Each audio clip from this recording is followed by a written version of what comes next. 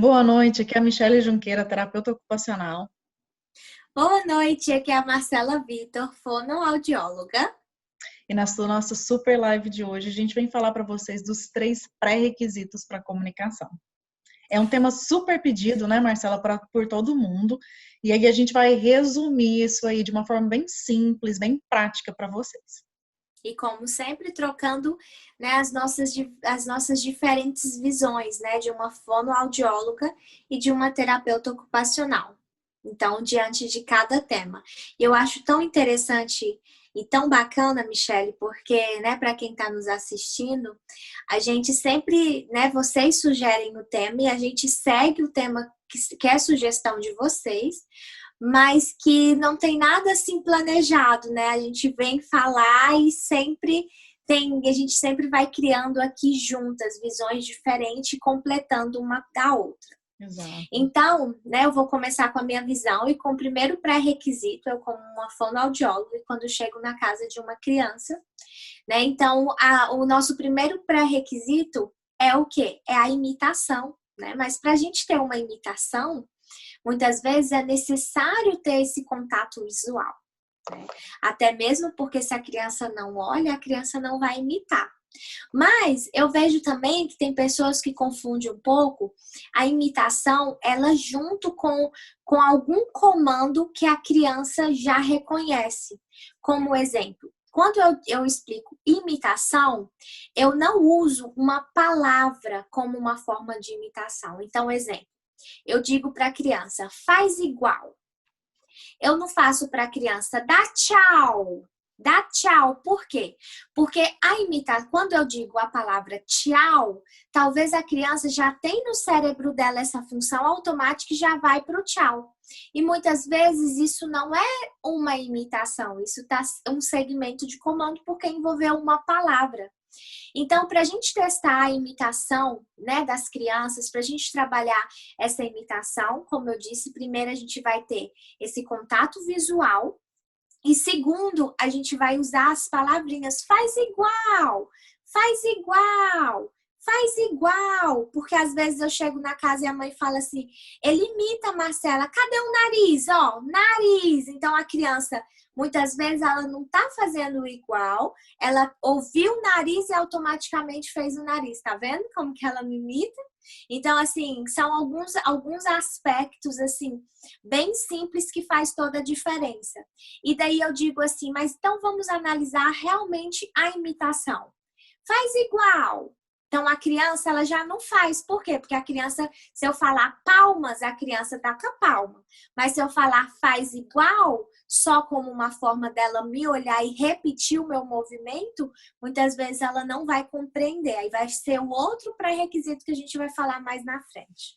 Então é interessante ver sobre isso, que na verdade a gente pode então fazer uma imitação por gestos mesmo, né, que são os músculos grandes, para então depois a gente conseguir fazer essa imitação aí de sons e de palavras, né, que são músculos pequenos. Então, essa imitação, eu acho que é uma coisa assim também bem típica, né, de uma criança, quando uma criança vai brincar com outra criança, ela olha e observa o que a outra criança está fazendo e daí ela imita para tentar conseguir essa socialização aí com essa criança.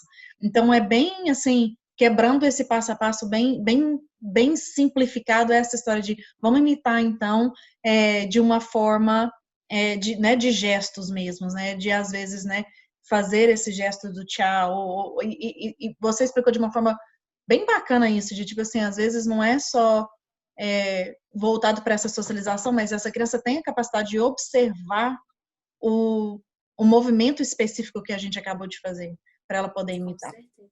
E a gente sabe, né, como a gente sempre já especificou em outras nossas lives, né, que a imitação ela é a maior zona de aprendizagem que nós temos. E muitas vezes a gente faz isso hoje de uma forma totalmente automática, até sem perceber. Uhum. Né? Igual mesmo, uma mãe me falou assim, mas eu não uso a imitação para nada hoje como adulta. Aí eu falo assim, quando você vai num banheiro de shopping pela primeira vez e tem uma torneira lá que você nunca viu, como que você faz? Você põe a mão lá e ela não funciona. O que que você faz para você descobrir? Aí ela parou, pensou, ela falou assim, eu espero a outra pessoa usar para eu aprender. Eu falo, você está imitando a outra pessoa. E quanto é esses músculos grandes, essa parte, quando a gente trabalhando a imitação dessa forma, você consegue dar um apoio para a criança. Muitas vezes, igual exemplo, faz igual. Se a criança não faz, você pega a mãozinha da criança e faz igual. Quando a gente pede, faz igual. Se a criança não faz, você pega o dedinho da criança e dá esse apoio físico para as partes grandes. Então, é o começo, porque quando a gente necessitar da imitação da fala, não tem como eu abrir a boquinha da criança para ajudar com esse apoio físico. Então, é o que a gente sempre fala, a gente começa das grandes partes e vai das pequenas partes. Para quando a criança já desenvolver e eu falar assim, fala com a titia, macaco, a criança já vai ter esse ato de me imitar mais rápido e não vai necessitar tanto de um apoio, né? É interessante falar dessa forma de que é o planejamento motor, né? Dentro da terapia ocupacional a gente falaria muito sobre isso. A gente tem que ter essa noção corporal para a gente ter um planejamento motor. Então, para então realizar essa imitação aí desses músculos grandes, né?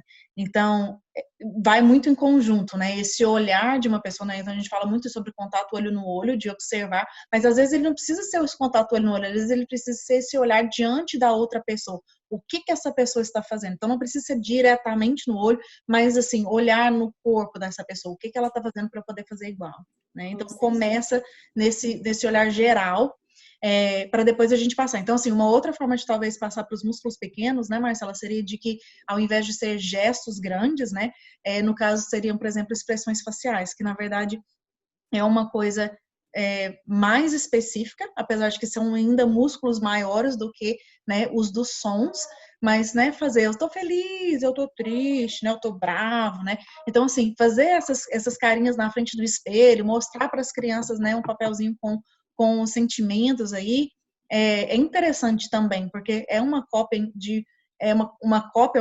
uma imitação de uma expressão facial, mas que eventualmente vai ajudar essa criança a se comunicar, né, através dos seus sentimentos. Como que eu estou me sentindo dessa forma, né? A criança tem a capacidade de E assim, e a gente também, né, usar de estratégias, né? Se a gente quer trabalhar essa imitação da criança, que a gente use alguns apoios visuais, né? Muitas vezes, que se você quer, né, que ela imite, que ela olhe para você, que você abaixe até a direção dela, né? Que se a gente está trabalhando, você quer uma percepção maior aqui, que você use um batom mais escuro, que você chame a atenção, né? Muitas vezes a gente, né, nós fonoaudiólogos, a gente vê alguns vídeos aí com a gente com adesivo na testa, com a figura, nos olhares diferentes, para a gente estar ampliando essa forma de visão da criança. E uma outra estratégia, assim, né, às vezes, da imitação também, você vê, tem aqueles dedoches, né, que não tem uns fantoches, que é da mão toda, os dedoches, que é de cada dedinho. Ou então eu pinto os dedos também. Então, assim, você tentar fazer tudo de forma mais lúdica e espontânea para que a criança, ela tenha a intenção de querer te imitar. E aí, quando a gente passa para o comportamento, para a imitação, muitas vezes, do comportamento verbal, a gente usa você fala de forma divertida, igual, não é gato, é gato! A própria criança, ela vai criando essa intenção e essa vontade de querer fazer como você. Então, isso é algo além que você vai estimulando, que você vai puxando dessa criança de forma lúdica e como uma forma de aprendizado, porque a criança, ela vai querer fazer como você. Eu amei essa dica da Marcela, que é assim, meu filho não olha na minha direção, né? Meu filho não tem esse contato de olhar no meu rosto, né? E de novo, às vezes não precisa ser esse contato no olho, mas talvez no rosto. Então, né, a Marcela já falou várias vezes, né? Passa um batom vermelho, né? E ela falou agora, né? Põe uma estrela no meio da testa. Ou, por exemplo, né? Eu tenho a minha prima que é pedagoga, ela sempre dá a aulinha dela sensorial, gente. Ela sempre coloca diademas cheios de coisinhas ali. Então, faça um diadema divertido com coisas de artes mesmo, para poder estar chamando aí a atenção da criança, né, diante do seu rosto. Então, a gente já falou, né, então, sobre as duas primeiras super dicas, né, para estimular a comunicação, que é, no caso, então, a imitação. E para a imitação acontecer, a gente tem que ter esse olhar diante de nós, né? Para nós, para essa criança poder imitar. O terceiro, então, Marcela? É o segmento de comandos, né? Que envolve não só a criança, muitas vezes, fazer o que você pede, né? Mas também ela decodificar o que ela ouve. Então, muitas vezes, né, a família diz assim, não, ele segue o comando sim. Olha aqui para você ver. Joga lá no lixo para a mamãe. A criança pega o papel e joga lá no lixo. Pega o sapato e guarda para a mamãe. A criança pega o sapato e guarda. Mas se eu virar para a criança e falar assim, pega o sapato e põe na geladeira. Aí eu vou saber se realmente a criança segue esse comando, decodifica esse som, ou se isso é um ato rotineiro que está armazenado. Ouvir o sapato, se não é no pé, é no armário. Ouvir o lixo, é na lixeira. Ouvir o copo, é na pia. Agora, se eu pega o copo e coloca no sofá. Então, assim, você vai usando desses testes para você ter essa noção do quanto a própria criança, ela compreende. E eu gosto sempre de usar o exemplo da gente aprendendo inglês, muitas vezes. Se a gente não compreende o que o outro fala, a gente não vai falar. Eu nem sei o que o outro está me dizendo, eu não consigo decodificar aquela frase, eu não consigo reconhecer aquela frase, como que eu vou repetir aquela frase? Então, assim, um ato super importante, mas exemplo, aquilo que é automático, igual eu, né? Eu tô na minha área de fonoaudiologia, eu trabalho no hospital e eu ouço todo dia aqueles mesmos contextos em inglês na minha área, eu vou seguir aquilo dali. Então, vai ser o meu vocabulário da mesma forma a criança vai usar disso como uma forma de comando, mas nem sempre ela está decodificando, ela está compreendendo o contexto, ela está apenas realizando aquela atitude que o cérebro conectou de uma ou no máximo 2 palavras. Então, nós, como terapeutas, a gente gosta muito de usar uma palavra que chama generalização, né? Assim, então, às vezes, a sua criança seguir um comando não significa que ela generalizou, né? Que ela englobou aquele conhecimento. Ela sabe somente um comando. Então, é muito interessante a gente conseguir, né, expandir cada vez mais aí essa questão do comando, porque quanto mais entendimento, então mais comunicação a gente tem. E assim, é sempre, né, uma alerta para os pais, então é sempre bom a gente respeitar, exemplo, é uma criança ainda não verbal, utiliza 1, 2 palavras. É uma criança que fala uma palavra, usa 2. É uma criança que fala 2, usa 3. Né? Agora, se não é uma criança que não fala, se você dá 3, 4 palavras de uma vez, é como eu falei, ela vai ouvir 1, ou vai ouvir 2, ou vai ouvir 3. Então, assim, é sempre importante a gente seguir, né, essa categoria mesmo de aprendizagem da criança.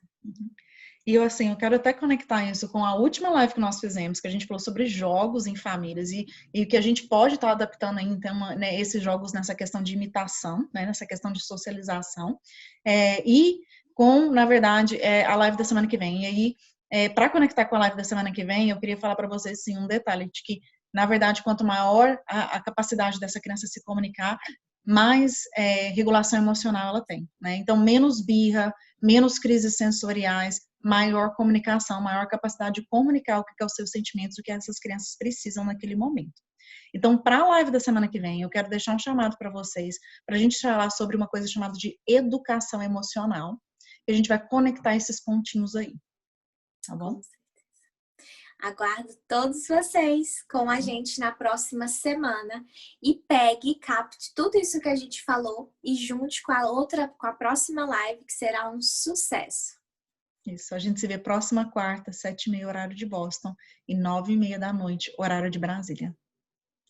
Até lá. Boa noite, boa semana.